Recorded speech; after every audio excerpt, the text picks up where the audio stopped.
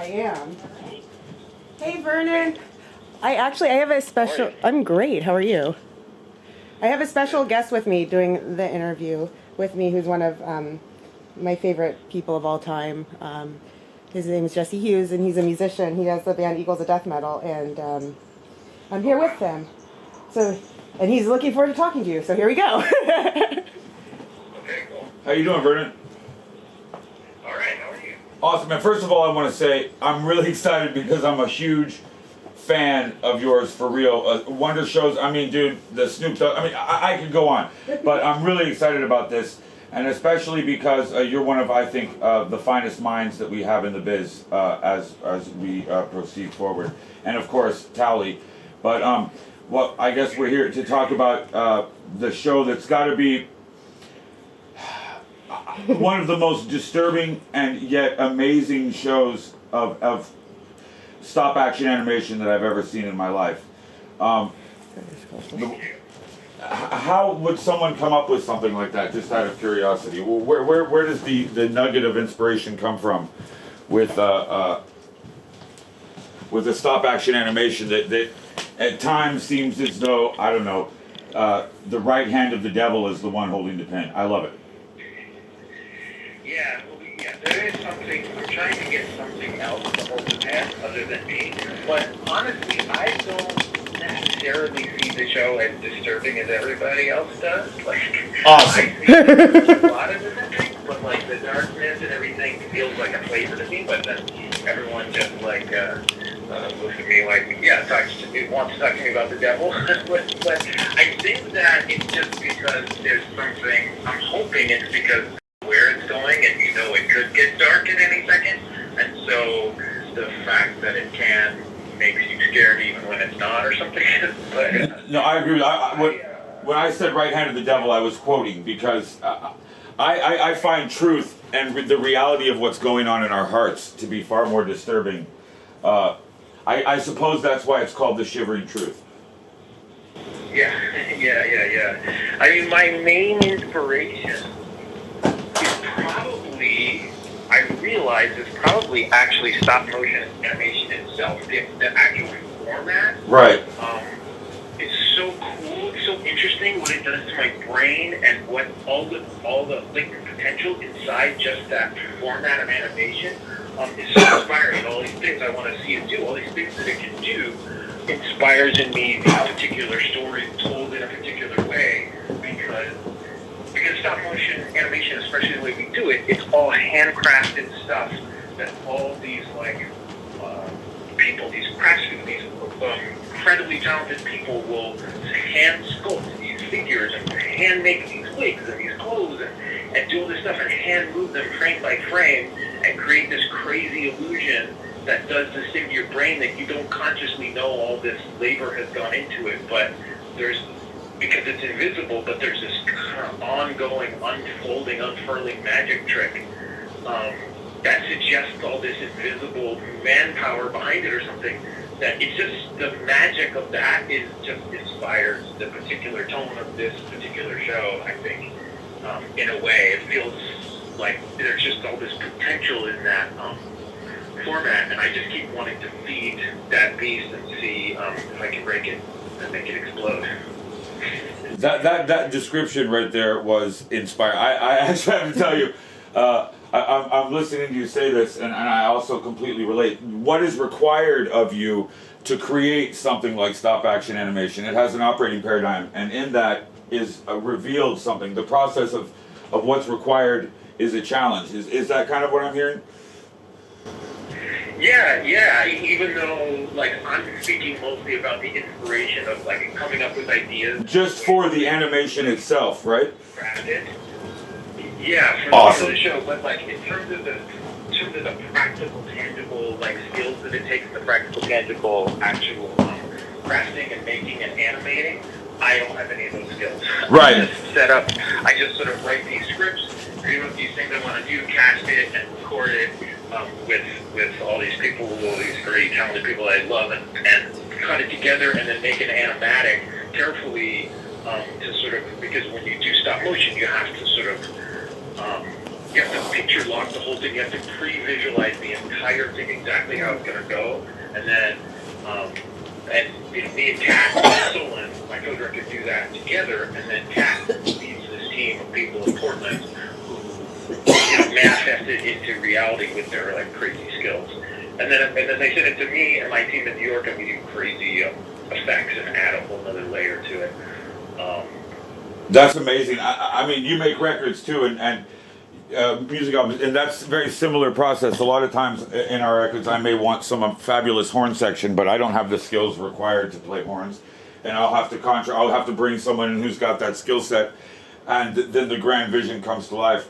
But I personally, you hear it in your head, right? yeah, beforehand, the whole thing in my head, I hear it beforehand, and I've read somewhere, I believe it was Herodotus, that said a god sees the whole thing at once, and I feel like these are the moments where we feel as close to what it could be like to be a god is when we create something artistic like this. Have you had any challenges when you put out a show like this? When you are part of something like this?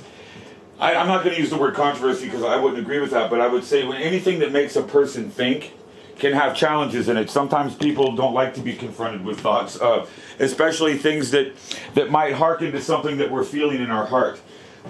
And with stop action animation, you can describe that visually in such a way that can be terrifying while being subtle, because with this show that we're talking about, there will have a very calming sound to the narration. It's very calming, very almost like while you're visually watching something that is like human liquefaction or a voice from beyond anticipates. I mean, it's actually, in my opinion, it has sort of a night gallery, Twilight Zone intelligence to it, which is incredibly refreshing. But have you found any challenges, or do you find anyone that when you're trying to describe this to people that there's this, I mean, do you find anything that's not confrontation but like roadblocks? What have there been anything that you've had to overcome to realize this vision? I mean, I gotta be honest, I've been so lucky. Like, it's hard for me to think of the big roadblock. I mean, the biggest roadblock is that it's incredibly difficult and time-consuming to make. There's just the labor-intensive man-hours. So, we can only do 6 at a time before everyone will go crazy. Like, we can do 6 episodes, quarter-hour episodes before everyone will snap. And we kind of quickly realize that time, and exhaustion is our only real enemy. I mean, luckily on Adult Swim, there's sort of an environment that sort of tempts you to take advantage of the freedom that that they'll offer you. And I've done enough animation to kind of have a sort of working method, find ways I want to keep challenging myself and pushing things. And it's all been pretty lucky and seamless in that regard. And in terms of people, one of the hardest things is to just describe the show. Right. Luckily, I can just show people. Yes. People either get it or they don't. And I don't hear too much from the people who don't get it. And a lot of times I hear from people who want to have something to say about it, but clearly don't kind of, aren't processing it anywhere near the way that right. It's being put out. But I don't really. Well, you kind of hit on what I was getting at. Adult Swim, I think it's, being a musical artist, I've come up with our label where they're like, I don't understand this. But you have an encouraging, and it's a fertile environment is what you're telling me with Adult Swim. I personally have had that, and with this project have really, really had that. There's been no tangles, no conflict, and no notes. Like, they just go, I present them the script, and they go, we think we understand, and, only you know what this is going to be, so just go for it. And then I present them the animatic, and they go, okay, yeah, this looks great. Like, they don't give me any, they only give me they only give me green lights. So there's no attempt to interfere? No. That's awesome. It's been pretty great. And the other interference, of course, is, other than sort of time and that exhaustion thing, is that we don't have, we have a lot of money, like, we're very lucky, but it's really, really challenging to pull this off. So we're always hoping to get money, and then once we settle on the budget, the creative challenges of how to execute all this stuff within the budget, we try to turn that into inspiration. So, okay, well, if we can't do it this way, then what's a way?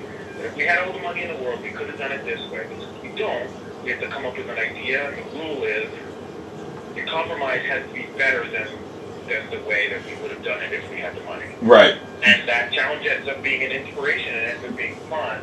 So luckily, and these are so controlled, we do so few of them that if we had to do that, like for the course of years and years, it would probably drive us crazy. But we do 6 at a time. That can remain inspirational. So it's pretty fun. And Cat Solen, who I direct the show with, is incredible at that. Like she's an unstoppable force of like figuring out challenges through solutions that are better than the original intent. Man, I got to tell you, I love this particular interview right now. Your approach, your generosity, and how inclusive you are with everyone on the show is kind of refreshing, especially for someone who's got accolades such as you. I mean, WGAs, 4 Emmys, 2 WGAs. I mean, these, and your nomination for Crack Baby Association, I always thought should have fucking taken home the statue. Quite frankly. Yeah, but they couldn't announce. The Emmys couldn't announce the Crack Baby Association. That was, if we had called it something lovable maybe. But that's kind of an accomplishment in and of itself. The ability to produce a piece of artwork that in and of itself cannot be verbally described because it might cause shudders. What does the future hold for the Shivering Truth?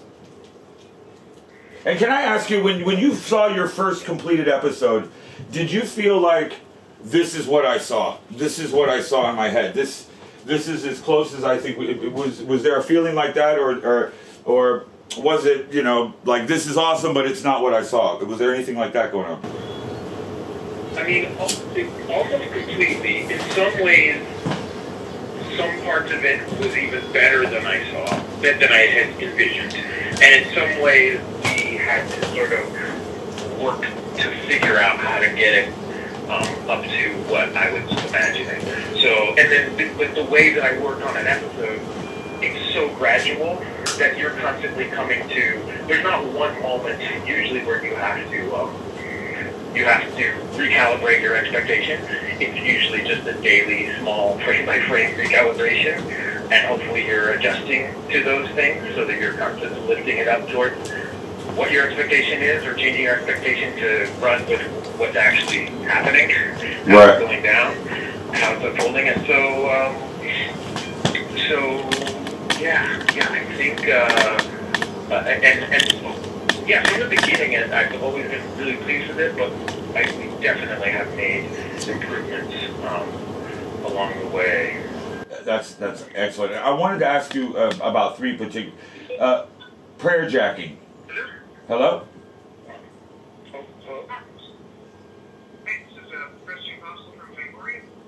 Oh, they put you're in another one. Got it. Oh, so sorry, we're not ready for you yet.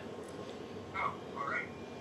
Just give me 2 minutes, I'll text you. Dude, I'd drop me and go to Fangoria in a heartbeat. Are you kidding me? Sorry. Yes. Sorry. Yeah. Sorry. Dude, I'm sorry. That's going to be included in my interview because that's amazing, man. Fangoria was the first magazine I ever got in trouble from my parents for having.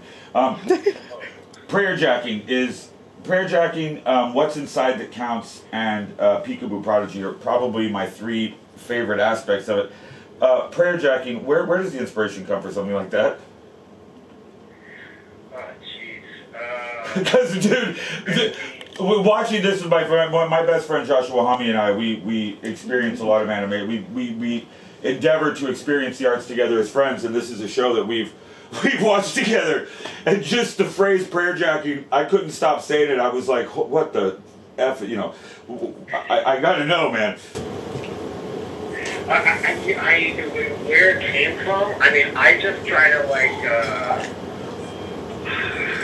I just sit down and let ideas it really I want to come up with an idea to seed, that can be executed in this thing, and they often are these ideas that have to do with the lameness of people and the lameness of people's selfishness and yearning, and the lameness, the difference between people's big ambitions and what they really are. And I don't know, it just struck me as funny. I can't think of a coarse reason why. I can't even really, it's rare that I can separate one idea out from the others, which is why I kind of have them all meld into each other, because they're all kind of one big idea. Absolutely. You just actually hit my final point. Your people's selfishness, what's the shivering truth, what lies beneath, what's really going on inside. It seems like you have a real knack for that and revealing it. And in spite of this, you're unlike a lot of comedians that I've talked to, or people that are endeavoring to make things that are entertaining in a funny sense. You don't seem to be miserable and filled with animosity. I have to tell you, this was one of the most pleasurable interviews I've done. You've made my whole week. Thank you for taking the time to talk to me, man. Super glad to meet you. I'm going to go home and rock out to some of your shit and play for my kids. Dude, I gotta be honest with you. I would write anything you'd ever want me to do. I would do it just because whatever you need ever, you just let Joshua and I know, because we're incredibly huge fans. And as an artist, I want to say thank you for what you make, because I've been through some weirdly hard times, and I believe that entertainment is one of the things that gets us through.